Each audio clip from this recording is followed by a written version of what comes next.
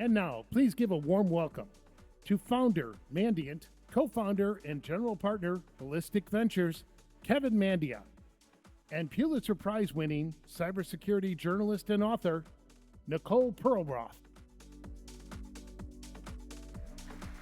Thank you. Good morning.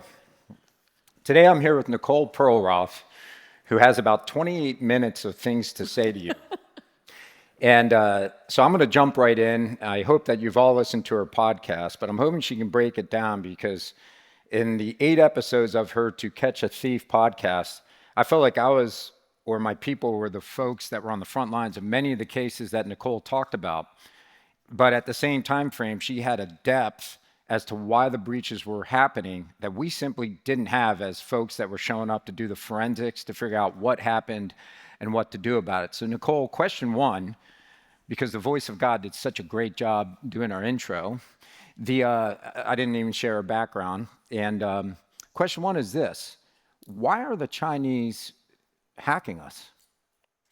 So first, I just want to say this is the second time Kevin and I have done a similar fireside chat where we both come assuming we're interviewing the other person. So I will have lots of questions for Kevin as well. But I got to go first. Yes. It was very interesting. So, I covered cybersecurity at the New York Times for over a decade, and the Chinese threat was the one that I felt like I lived and breathed. And it started really with Aurora in many ways, but I always say my Harvard Business School education in cybersecurity was when we were hacked at the New York Times by APT1, which Kevin let us later tell the story in the New York pages of the New York Times. But why were they hacking us? I mean, in those days, it was very much about intellectual property theft. And the reason, in part, I went back to do this podcast is I don't think we ever really told that story very well. And I don't think we did a good job of sort of telling the long tail of that story. But, essentially, this was a shortcut. Why not shortcut this entire system, steal our IP, copycat it, subsidize it, roll it into global markets, and basically dominate. First it was Huawei, but the Huawei model was so successful that they started replicating it across every industry. And I just felt like we never really told the human story behind that IP theft. But the other reason I went back to do the podcast is because of this pivot into critical infrastructure. And since I left the New York Times in 2021, and I every week would open the New York Times and hope someone would do a deep dive on the pre-positioning that we were seeing. And I never really saw that story. And I really didn't think anyone gave a great explanation as to why they were doing the pre-positioning they were doing. And so I went back. And what I think, but I want to hear Kevin's take on this as well, is that there are various theories, one of which is mutually assured digital destruction, that maybe we're all just in each other's critical infrastructure now, daring someone else to pull the trigger. I think maybe that's true. I think some of it is Taiwan. Were China to make a move on Taiwan, what better way to diminish our appetite here in the United States to come to Taiwan's support than potentially just holding the threat over our infrastructure, flickering off the lights here or there, shutting down water, et cetera, et cetera. We talk a little bit about the everything, everywhere, all at once cyber attack, and we're certainly seeing that the targeting is across all of these different aspects of critical infrastructure, from telecom all the way to aviation and high-speed rail and water and utilities. But I think really in going back and studying this, I think it's more about the psychological lever that they could pull. What I always say is, like, we couldn't live without TikTok here in the United States for more than a day. Like, what appetite are we going to have to go support an island 7,000 miles away if we can't get access to clean water or power? I think that's what they're banking on. I don't know. I'd be very interested to hear your own take on this. So the final motivator for you to catch a thief was the fact that there's, Volt Typhoon, Salt Typhoon, and all the typhoons starting to hit what we would call civilian infrastructure. But take me back to the IP stuff. Like what I learned from your podcast that I didn't study in computer science and I did not learn responding to breaches. What's the history that contributed to China doing this? Like what happened in the 60s, the 70s, the 80s? Because what surprised me the most was I felt culturally this was from the top down since Xi Jinping was elected in, what was it, 2012? It was a top-down directive. Hey, steal stuff. So can you give us a little bit of background that you learned from Jim Lewis and the others? Yeah, I mean, the fast forward history is, Mao basically depleted a lot of the engineering and scientific research that China had done. And by the time that period was over, China was so far behind Western nations and also its neighbors in Japan, et cetera, that they decided that they needed to basically make catching up a priority. And they decided to do this pretty systematically through joint ventures, right? They said, you can come into China as long as you only maintain 49% ownership and we take 51% ownership. We're happy to go into this joint venture. But what we started seeing, and this was a really hard story to tell, even now, even this many years later, because no one wants to talk, because in many cases, a lot of organizations still have business in China. But back then, they would enter into these joint ventures. And I actually, for the podcast, interviewed a guy named John Bedbrook, who was, he was in charge of basically biotech at DuPont Pioneer in those days. And they wanted to bring hybrid rice to China. So they went over to China, they entered into this joint venture. This is all before sort of the commercialization of the internet. And they bring all their seedlings with them. They bring all of their R&D from soy and corn. And they go over and they train up an entire generation, really, of scientists in how to go about pursuing these clinical trials for hybrid rice. And every time they needed to get a new experiment approved, they would have to go get a permit, and the government would approve the permit. And they invested maybe something like $30 million in this project, but really what they were bringing over was sort of billions of dollars worth of their R&D. And everything's going swimmingly until the day the permits stop getting approved. And all of these Chinese engineers and scientists that they've trained up leave.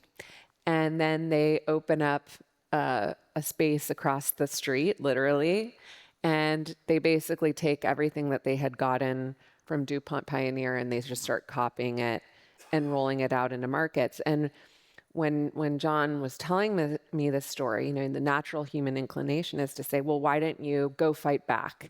Why didn't you sue them? Why didn't you do all these things? And I thought that was actually the most interesting part of this whole story, which was, well, hybrid rice was one of the smaller projects that DuPont had going on. At that point, we didn't really want to rock the boat too much.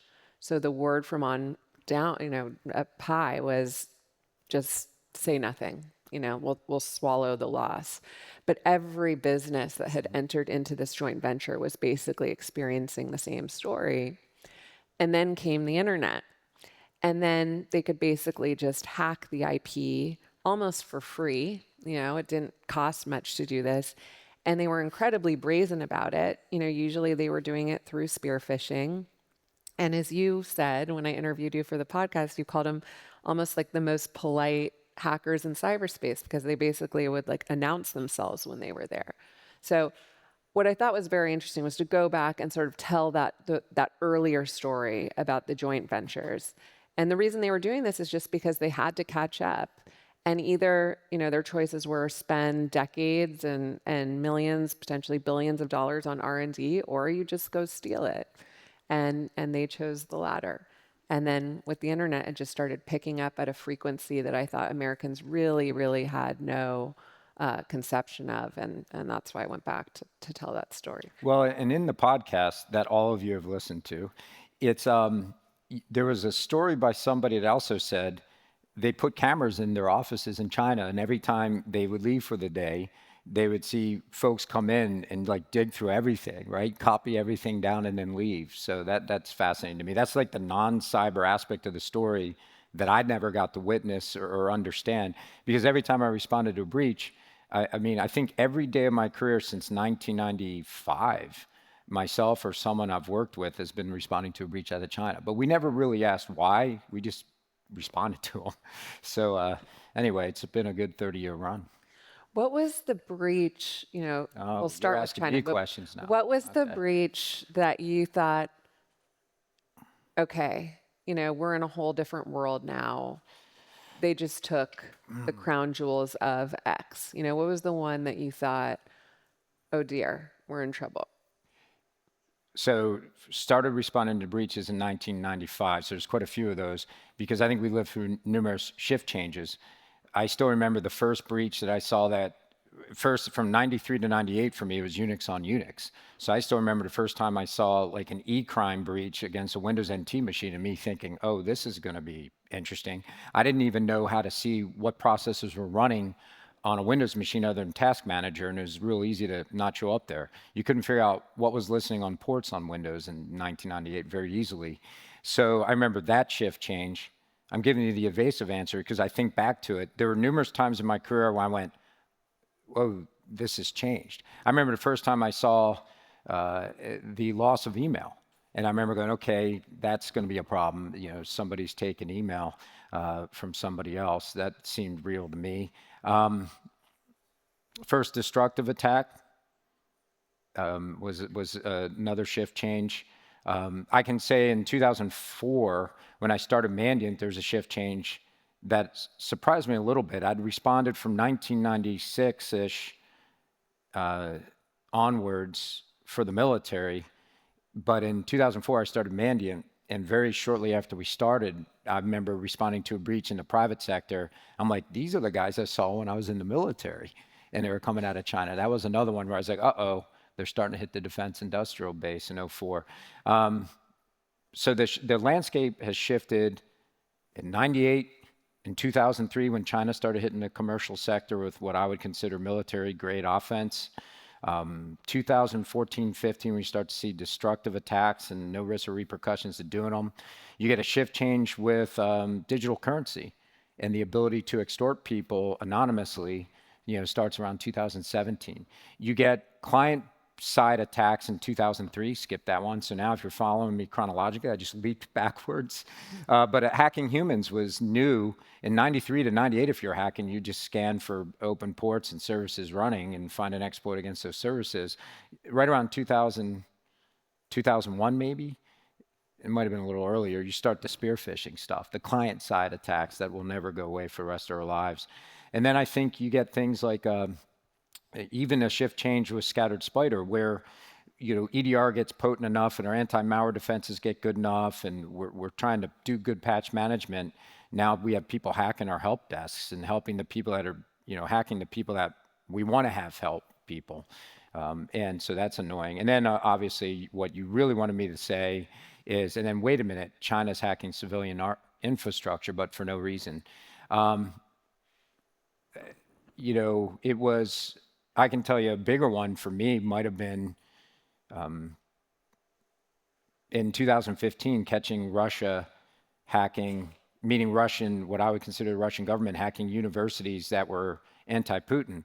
Because prior to that, every time I saw Russian government intrusions, it really was about security. And then all of a sudden, it was about something else. To me, that was a big inside baseball changer. Nobody else cared. I'm like, oh my God, the Russians have changed their tactics. But to me, I don't think I'm as surprised, Nicole, as you might be, that the Chinese are hitting civilian infrastructure. I don't know why. I'm not surprised by it. One thing that's just interesting sitting on stage with Kevin is in all of these breaches, I would show up and people would have their bug spray ready, just praying I would leave them alone. Kevin would show up and they'd be like open arms, like, get in here. And if Nicole's number would show up on my phone, I'd be like hitting the button as fast as I could to not answer. What was the breach that you can talk about? Maybe you can't say the name, where you walked into the building and you looked at the people and you looked at how the people were doing, and it was as bad as it gets in terms of the human toll? You know, okay, there's a lot of ways to answer this question. Sometimes it's on the victim. What I've noticed, I don't know if it'd be a negative or not, some breaches you respond to, day one you recognize there's not going to be a lot of sleep for the next few days. And you start seeing teams get pretty haggard as they respond. You see the pizza boxes literally piling up in the war rooms.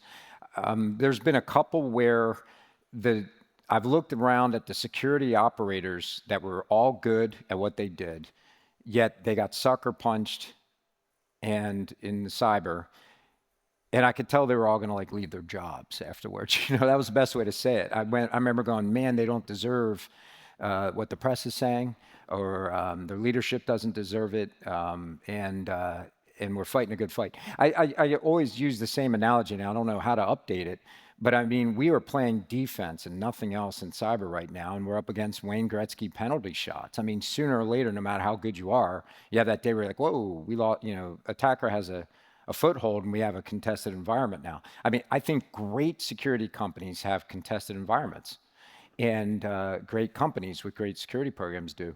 And it sometimes has, and I never can guess the public reaction to a breach. One of the first questions we get when we respond sometimes, as CEO will say, hey, Mandia, when we go public about this, what's the response going to be? I just go, I don't know.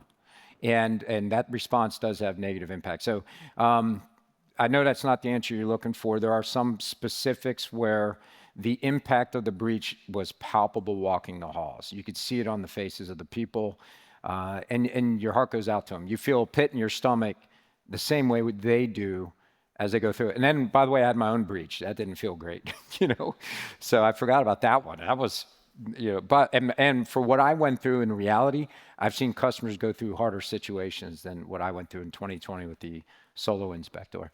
So not the answer you're looking for is specifics, but I can tell you this: if you're with somebody that they're, you hate to see somebody get personally, like their email gets leaked to the public or something like that. You just see them, and you just realize that's a tough thing for them to go through.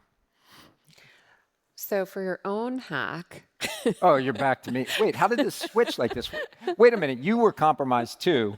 Take us through that. I mean, to me, you guys, so the New York Times was compromised, and I still remember the night before we went live on that story, David Sanger was like, this is going to be a huge story. And for whatever reason, I'm like, David, nobody cares, But take me through that, because I think that was, in my opinion, that was the first real public admission that Chinese had compromised a public company.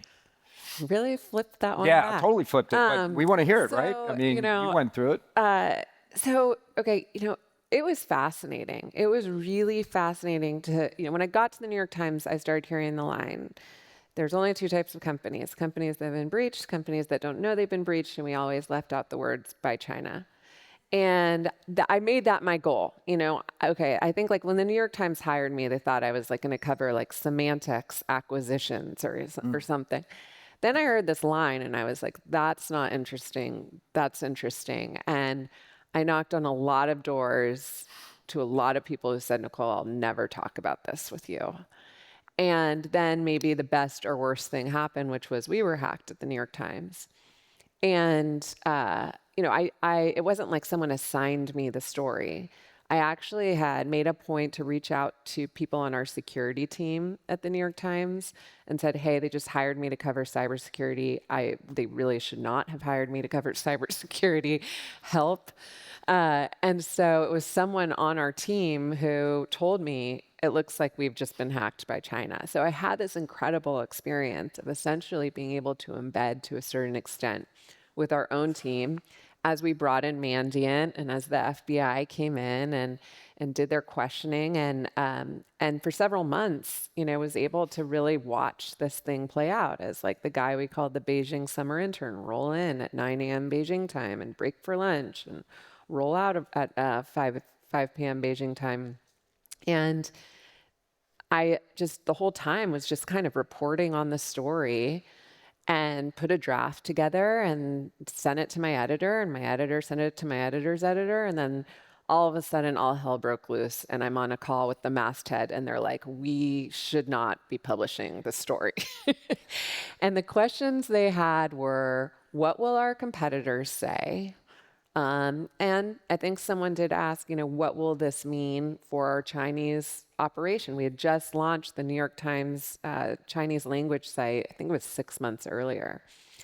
And I said, well, this is, way above my pay grade. But on that first question, I don't think our competitors are going to say very much because there is a very high likelihood that they have been breached too. And also, I just think as a news organization, we probably have a special responsibility to tell this story. So we told the story, and I had to call the Chinese consulate, and usually they just say, we don't hack, and we ourselves are the victims of hacking. And it was always the same line anytime there was a public breach. But this time they added a dig. And they said, and it is unprofessional to accuse the Chinese military of hacking. So we published that story, and I don't know if it was that line that prodded you to go public with APT1, but in the course of this investigation, we learned we were one of thousands or hundreds at least who were getting hit by the same group in Shanghai. And that happened, that was September till the end of 2012, right? Where you went through that? Yes. Yeah. I think we came forward in January 2013, but it had been happening throughout 2012. You called him the summer intern. Yeah, the summer intern. And what I remember is that when you gave us the APT1 report, what you just said it, you didn't think anyone would really care. No. And what happened the day that story published? That's one of my favorite anecdotes. So I guess David Sanger knows his business better than I know his business. I didn't think anybody would read it. Dell SecureWorks had just done a story with some other reporter. And all we were doing at the time when we went live, it was February of 2013. And there was Mike Rogers in the House Intelligence Committee, wanted an information sharing thing. And at some point, I kept thinking, why aren't two nations talking about this? Maybe we can give a tool to the U.S. government. And there's probably 7 or 8 reasons. We wrote the report, we kicked it out. Now answering the question, what happened? I didn't have a big marketing department at the time at Mandiant. We were a self-funded company. I'm starting to realize that's peculiar in cybersecurity. We didn't do a round for 7 or 8 years after we started. So long story made short, I went into the office the next day, and right around 7:15 in the morning, my wife called and just said, her exact words were, "What the F did you do?" I'm not kidding. That was her exact. You don't forget it when you get that said to you on the phone. And I just said, "What are you talking about?" I mean, it was this from left field. So I always get defensive when I get hit from left field. What do you mean, me, you? Counter accusation. So I just went, "What are you talking about?" Some irritable way. And she said, "Turn on your TV." And I did, and we were all over it. I mean, it was, what I turned on is funny. It's probably the worst thing to see when I turned it on. I can't remember what the text was, but I saw a taxi pulling away and the guy going, just drive, or something like that. And I'm like, what the hell's going on? But I recognized the building behind him. I was like, oh crap, that's 61398 behind him. What is going on? Even then I got curious, what is going on? But for the record, we dialed that report back from the details we had. And I think we were professional, despite we were called unprofessional and irresponsible. But we were responsible and professional. We had the names of real actual soldiers, and we took it out because I remember thinking, what happens to them for getting caught? I had no idea what would happen. And so I remember we dialed that report back. We knew we were throwing pie in the face of China. I remember tempering how much pie we were kind of throwing in their face. So, but no, we didn't think it was going to be a big deal. And then I think we did about 12 interviews that day, something like, you lose track. I was eating power bars in a car. That's all I remember. I want to ask you about Sony in particular, because it was one of the first major destructive attacks we've seen. Yeah. But also, I don't know if anyone remembers, we just spent a lot of time arguing back and forth about the attribution. Was it North Korea? Was it not North Korea? And something I've learned later, a decade later, plus later, is that even in the incident response room, there were multiple teams from different companies, some saying, yeah, this is pretty clearly North Korea, and there were a few were saying, oh, we don't think this is North Korea. Like, what was that one like? The what I loved about my job is at any time, and by the way, she totally switched the interview. Yeah, you can just fly in and go to whatever breach you feel you can contribute to the most. What I can comment on that case is I did fly into LA and then later fly to Sony Pictures in New York. I don't think there's any doubt as to attribution, unless you don't believe the president. I mean, if you get hacked and you know it, it's really great when the president of the United States gets on TV and does the attribution for you. And Obama did. He went on and said North Korea hacked Sony Pictures. I mean, I'll take that. Russia hacked Mandiant. Okay. It's great attribution. In fact, I would argue a nation should at times provide that attribution to take wind out of the plaintiff's sails on some of these cases. But what did you want to know about it? Because I'm thinking, what do I want to talk about? Here's what I can tell you about that case. I mean, I don't know what levers you pull to deter North Korea in cyber. That's what I recall. I don't think we had any doubt who did it. I did doubt who did it at first. Marshall Hallman ran that for us. I went down and visited. It was one of those breaches like many others where you just know you're going to work around the clock. They had a good team working it. And I just remember going, my God, like, what do you do when a nation shuts down one of your companies? That was the thought I had walking the halls there. I remember thinking, wow, I'm glad I'm not a diplomat because I don't know how to address this one. It was very interesting. Like 5 years later, Yeah. the New York Times asked me to go do kind of a retrospective on it. So I called up Michael Linton, who was the CEO at the time, who I think lost his job as part of this aftermath. And so I said, well, he's probably not going to say very much. There's only so much he can say. Well, it was the opposite of that.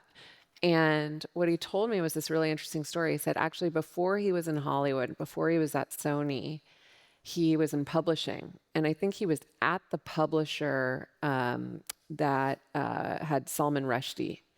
And when Salman Rushdie was targeted with this fatwa, he said that the publishing industry really rallied around this publisher. So when they were hit at Sony, he said, I thought all of Hollywood would come to our defense. And he said, the reality was everyone shivved us as this was happening. Everyone, and I think the innovation really of that hack, part of it was just decimating a lot of Sony's infrastructure, but a lot of it was the hack and leak. Suddenly America was talking about gender pay disparities in Hollywood, or what the Sony executive had said about Angelina Jolie and Adam Sandler movies. And no one was really talking about what it was, which you can pretty see more clearly maybe a decade later, which was really an assault on the First Amendment. I mean, they pretty successfully kept The Interview, this comedy, from being shown in American movie theaters. And, sometimes it's only like with this time lapse, and you can kind of go back and see just how successful some of these events were, just with the long tail of them were. One thing that I think is pretty interesting when you kind of parachute into these attacks is you have the privilege of seeing what the actual human toll is on the ground. And, you spoke to the incident responders, but what about the victims? Like, what was the worst you saw after a ransomware attack? All I can say is you see most of the time when I've responded, actually maybe even all the time, I've seen great leadership. CEOs that own the problem, CEOs that walk down the hall to their CISO and say, we're in it together. You do feel like it's you against the world. I'll never figure out the condemnation culture that we had, even on Sony. I mean, to me, I was always, I'm prior law enforcement. I always felt like you have a crime conducted against somebody, you have some victim alliance. And I was always, even just going back to Sony 10 years later, how could we condemn a company for being compromised by a military state? I mean, is that a fair fight? Is that the expectation we have for every organization in America, is to withstand a military attack in the cyber domain? Because if that's the bar we're going to set, First you're going to have the government calling the kettle black. Everybody's going to have a problem in the government, and everybody's going to have a problem in the private sector. And that deterrence, and this conference goes back maybe 15, 17 years now. I'm not sure how long, 15, 16.